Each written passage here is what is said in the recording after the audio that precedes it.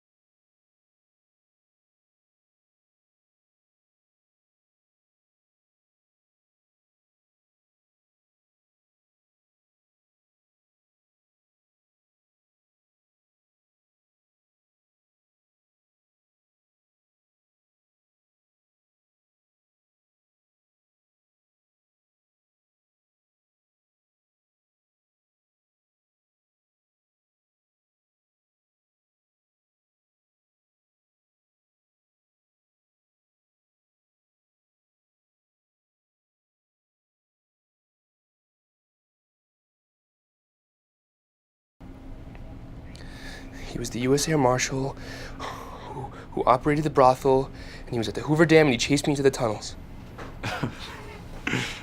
Director, this man doesn't make sense. To be in all these different places, playing all these different parts, I would have to be James Bond.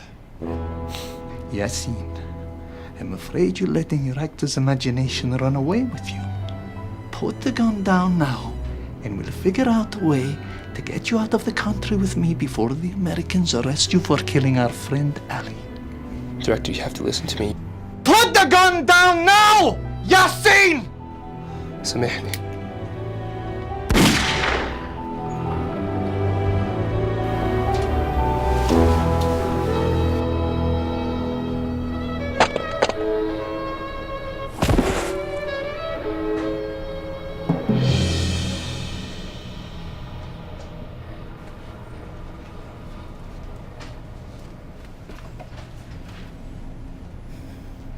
That's for killing my girl, you murdering bastard!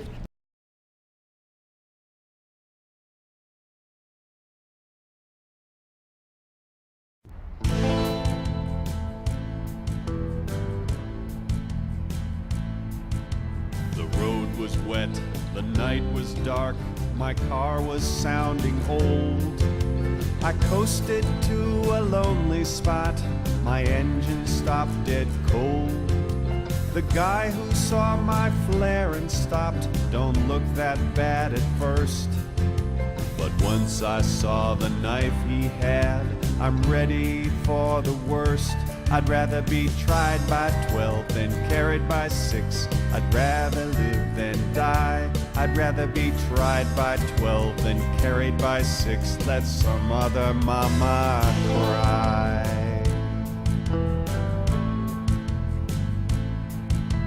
My daddy showed me how to shoot and gave me my first gun.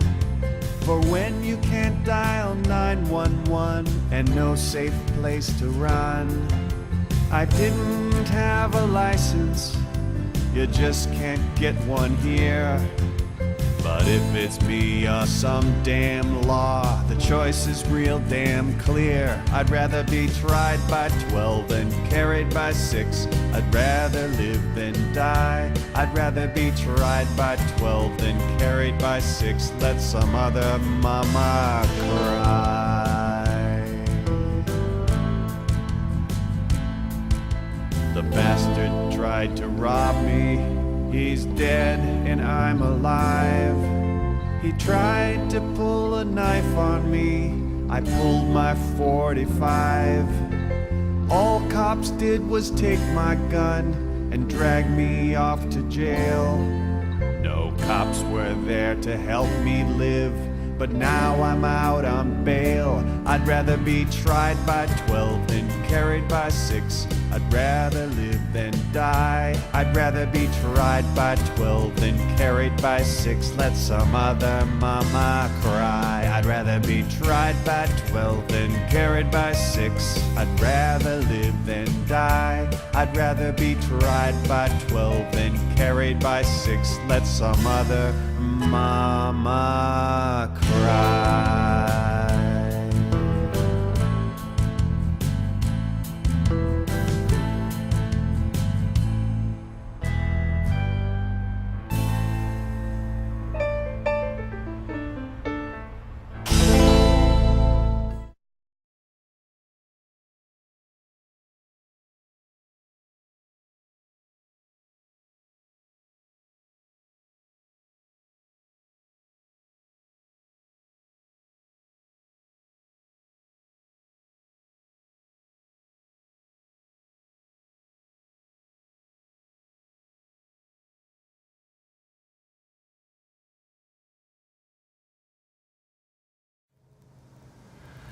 Hi, I'm J. Neil Schulman.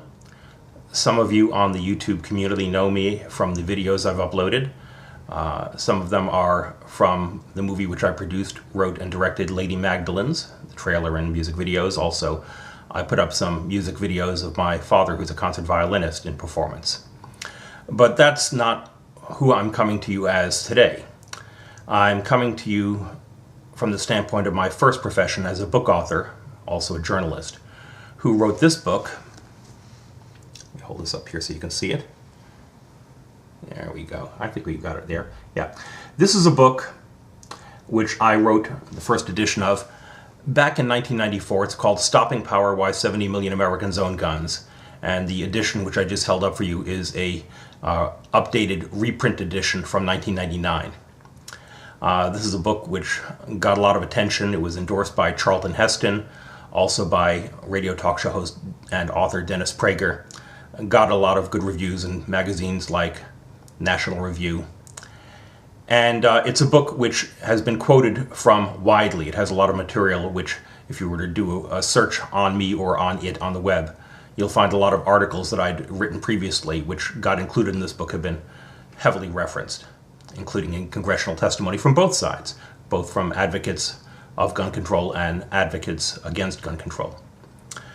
The reason why I'm recording this today is, of course, the massacre at Virginia Tech University. And today is my birthday. So from every birthday that I celebrate for the rest of my life, I'm going to be reminded with news reports all day long of the memorials of the crime, the tragedy that happened in Virginia today. Which means that I didn't do my job, which is to get enough people to understand that creating a gun-free school zone, such as at Virginia Tech, which guarantees a madman with an illegal gun a free zone where nobody's going to be shooting back, I haven't convinced people that creating that sort of gun-free zone increases the chances of this sort of crime, this sort of tragedy, rather than decreases it. There's going to be a lot of people calling for further gun control, gun bans, because of what happened today, and exactly the opposite is true. Gun control has never decreased violent crime, has never stopped an incident like this, as we saw even in places with very heavy gun control, like in Dunblane, Scotland, a few years back. But gun control increases violent crime by disarming helpless victims and shifting the balance of power to the illegally armed criminal and terrorist. Since I haven't gotten that message out, I'm going to do what a hobbit would do. I'm going to give out a present to everybody else on my birthday. Instead of receiving a present, I'm going to give a present. And that present is that this book, which is still in print, if you actually want a paper edition of it, you're going to be able to download it for free. I have a PDF edition of it, which I've been selling, and you're now going to be able to download that book simply by clicking on the download. It's not going to cost you anything. And the place I'm putting that link to that download is on a website of which I'm the webmaster. It's called the World Wide Web Gun Defense Clock, and that's a website which, for about the 10 years I've had it up, counts up the number of times every day that a handgun or long gun is used not to commit a crime, not to do something like happened today in Virginia, but to prevent a crime, to stop a crime, to defend someone, to give the balance of power back to the innocent and decent person and take it away from the guilty and indecent person.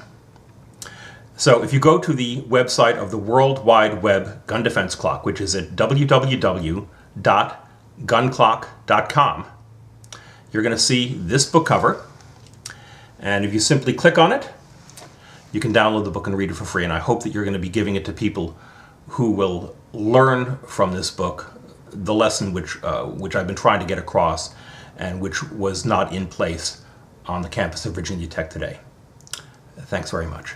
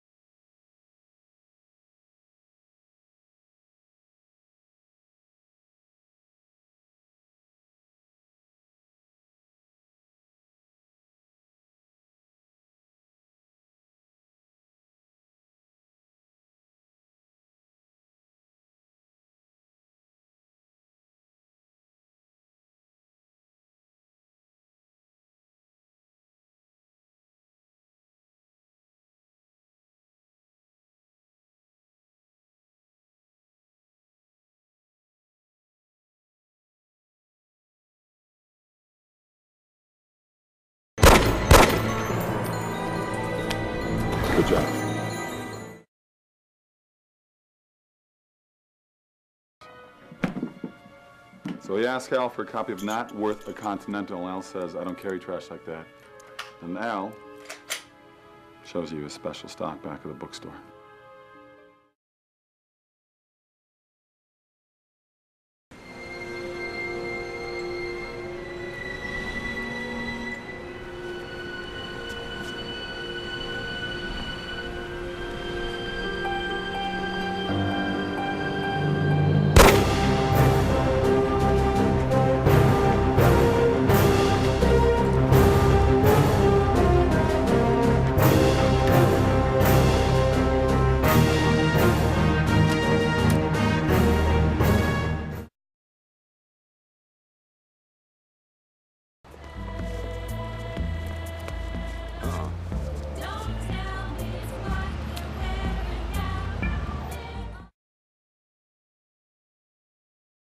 I can hear them now. The inner city war wages on. The terrorist cyber attack on the FEMA data center is just the latest example. This revolutionary agorist cadre is nothing less than an axis of evil. Drug lords, arms dealers, and anarchist terrorists.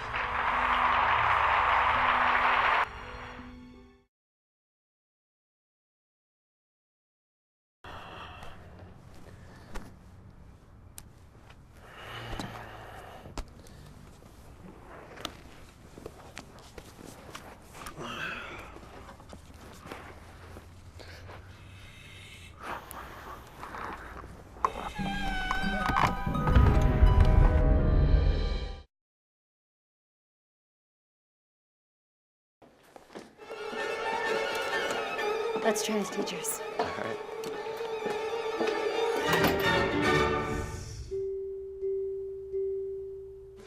Well, class, that about wraps up our First Amendment, and I'm going to leave the second to Miss Applebottom. That is Miss Applewater. Okay, the Second Amendment is a well-regulated militia being necessary to the security of a free state. The right of the people to keep and bear arms shall not be infringed. Now, this right is an incredible amendment to have because our right to bear arms is all that stands between us and complete social chaos.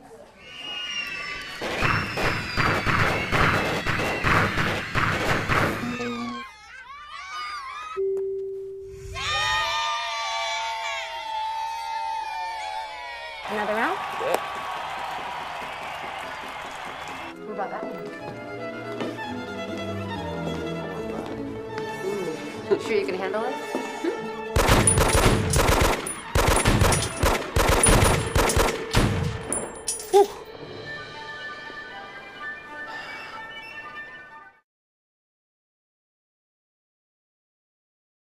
Something's wrong.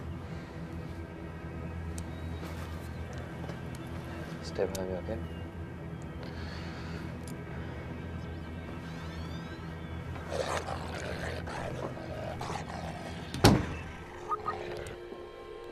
Hello? Philip? It's me. Hello? Mr. Gross? It's Elliot. Stay.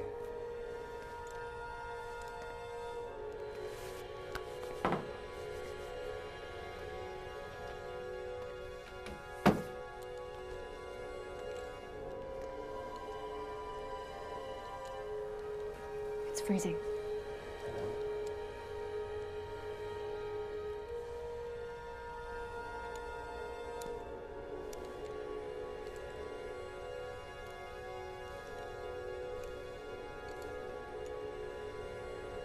Is this his jacket? Yeah. Coffee's freezing.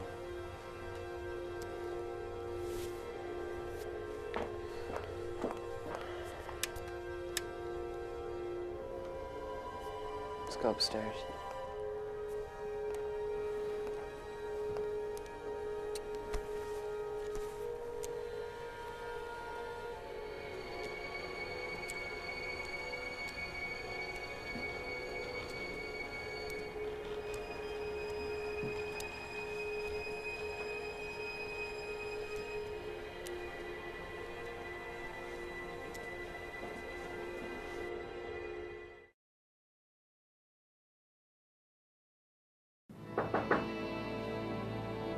That would be the FEMA director.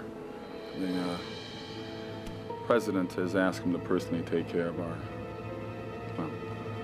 problem until my family's returned safely.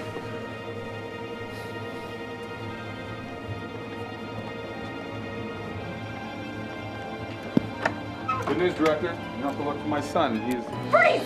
Lorimer. Stand down, Agent Schulman. Both of you, inside. Keep your hands where I can see them. Left foot further forward. Relax the right arm a bit. Haven't I taught you anything, Deanne? Chief, do you know this girl? I never really have. Even though she's my only child. Well, if you're intent on committing patricide, Deanne, then do it. Otherwise, let Dr. Vreeland and me get down to our business. Don't. You wouldn't tell me that if you knew how lethal he was. Chief? Listen to my son. Just don't. Deanne, when you left, you took something from my safe. I need it back. We have much to talk about when we get home. Do you really think I'd go home with you after what you did to Mom? We'll discuss your mother later. Deanne, right now you are an outlaw. You've stolen valuable FEMA property. There is no way that even I could stop the chain of events that will occur if you don't return it. But if you give it back, come home, nothing more will come of this. I promise. Yeah, over your dead body. Can you just hold off on killing your daddy? I need a moment with mine.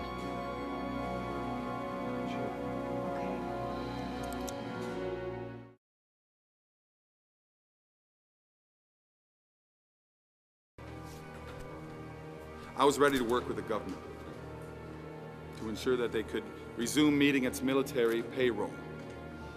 I met with the director of FEMA, Lawrence Powers, to begin that process. But the revolutionary Boris cadre finally showed me the truth, that it was not the government that I believed in, but these so-called anarchist terrorists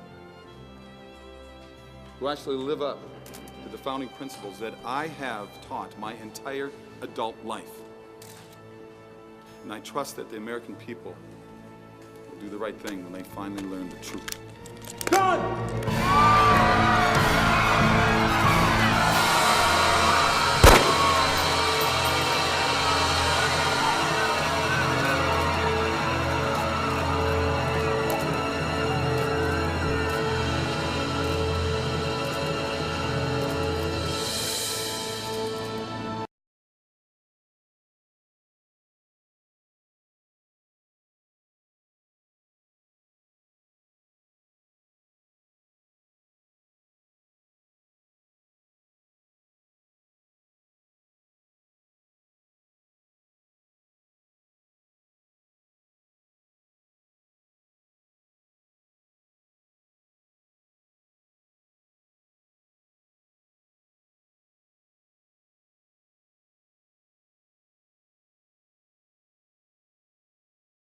And now we'll hear from Neil Schulman. Neil? Thank you.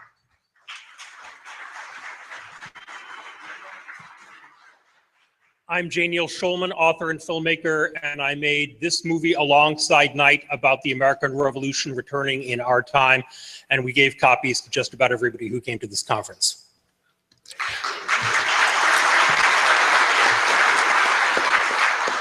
And for those of you watching on C-SPAN, you can go to Amazon.com and buy it. So let's talk about the first American Revolution. By the rude bridge that arched the flood, their flag to April's breeze unfurled. Here once the embattled farmers stood and fired the shot heard round the world. Ralph Waldo Emerson wrote those words about felons illegally in possession of firearms who on April 19th, 1775, used those illegal guns to shoot at police legally appointed by the governor to confiscate their illegal guns. In the exchange of gunfire, 3 cops were killed and 9 cops were wounded. Sheriff David Clark, I have bad news for you. This country was founded by cop killers.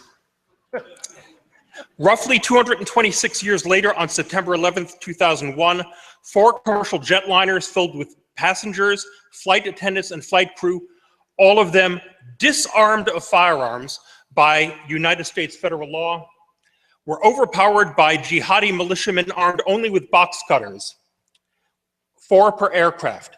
2 of those captured aircraft were used as weapons to crash into New York's Twin Towers financial headquarters. 1 crashed into the US military headquarters in Washington, D.C., and 1 flight where the disarmed passengers, none of them with military or police uniforms or badges, fought the jihadi militiamen who, rather than surrender, crashed the plane into a field near Shanksville, Pennsylvania. The casualties that day were just under 3,000, but in subsequent years, wars in Afghanistan, Iraq, and elsewhere cost the United States thousands of more lives, trillions of dollars, and a wounded warrior class. Gun control gave us 9/11.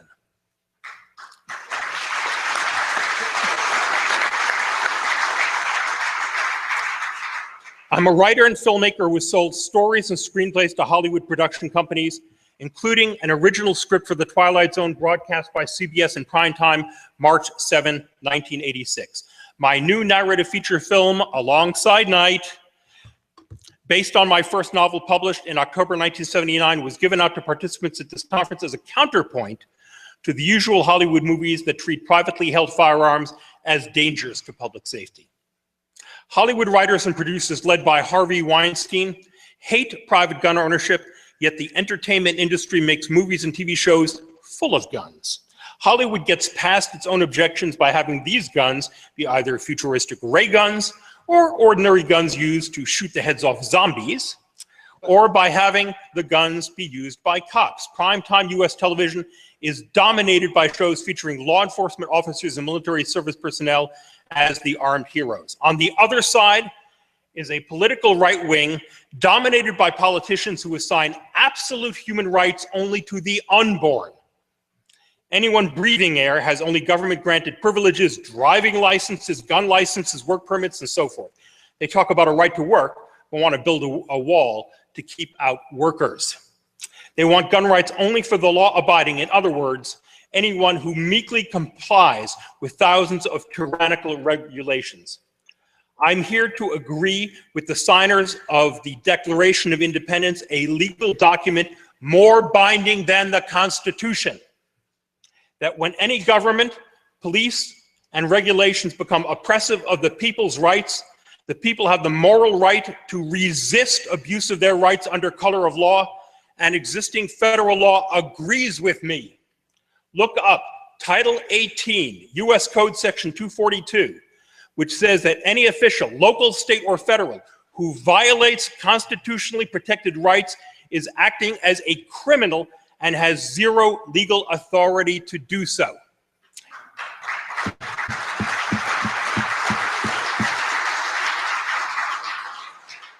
Title 18, U.S. Code Section 242.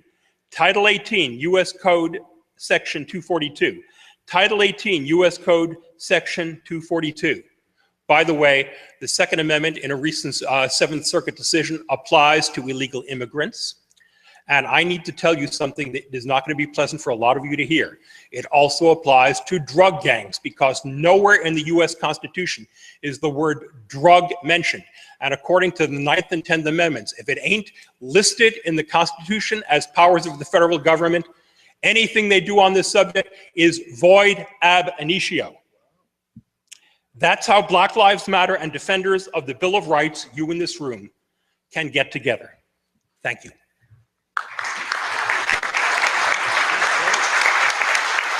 Thank you, Neil. Thank you, Neil.